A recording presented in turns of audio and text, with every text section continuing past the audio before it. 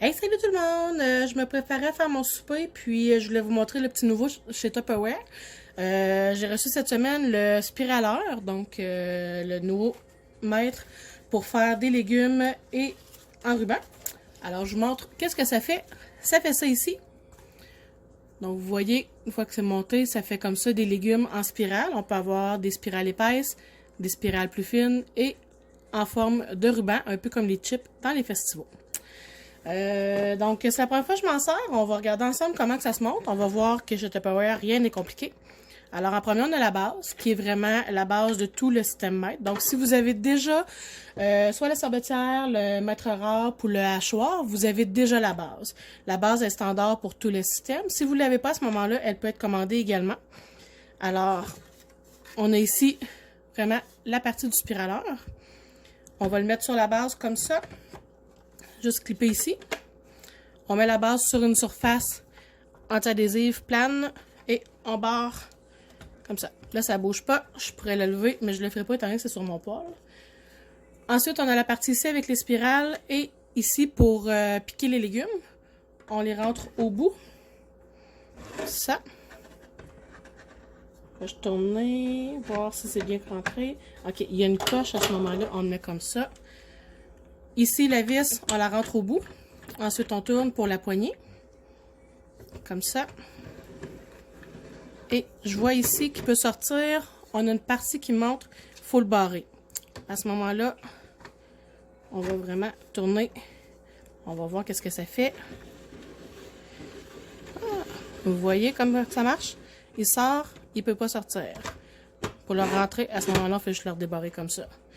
Donc moi, je vais commencer par faire des frites en petits rubans. Comme ça. Ici.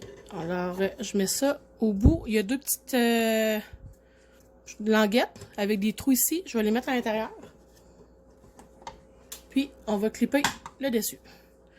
Donc, je pense que c'est bon comme ça.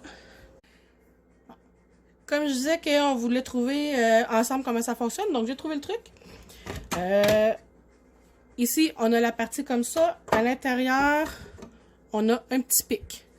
Donc, la façon que j'ai trouvé de le faire la plus facile, je commence par piquer mon légume dans le pic à l'intérieur. Ensuite, je mets la lame. Donc, au lieu de tourner avant, je vais l'accoter directement. Et ensuite, je barre. Donc, on va travailler de façon intelligente. Et vous voyez comment c'est merveilleux. Une fois qu'on a trouvé le tour, ça va super bien. Donc, ça ici, c'est pour mes zucchini. Ensuite de ça, je vais faire des carottes. Donc, regardez-moi ça, qu'est-ce que ça a l'air quand c'est terminé. Carottes, même chose. On va voir la grandeur qu'il faut que je mette. Ok, il fallait que j'en coupe un petit bout. On va voir comme ça. Alors, encore là, je vais aller planter au bout.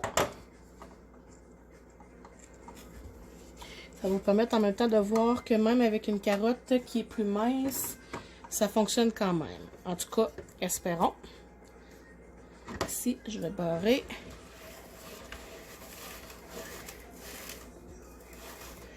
Ok, c'est un peu plus raide parce que la carotte est plus longue. Mais ça va quand même bien. Je fais juste attention pour rien briser non plus. Vu que je ne les connais pas encore.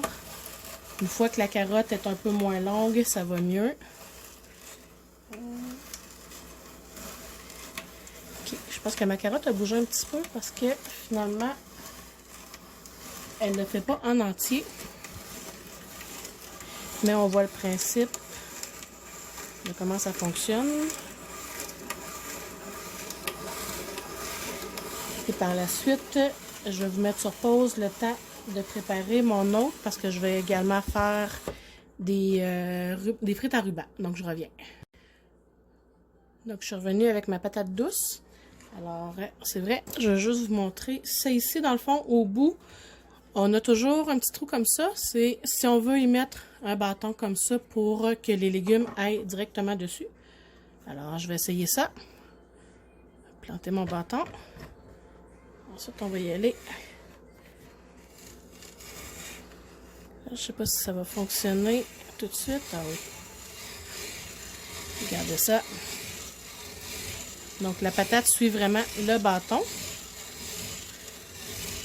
Alors, pour celles qui ont une friteuse, on peut mettre directement les frites dedans. Sinon, au four, on peut prendre un plat dans le fond qui est un petit peu plus large, mais plus court que le bâton quand même. À ce moment-là, on accote le bâton de chaque côté du plat. On arrose un petit peu d'huile, puis ensuite, on met dans le four. Donc, je vais séparer ça ici pour vous montrer.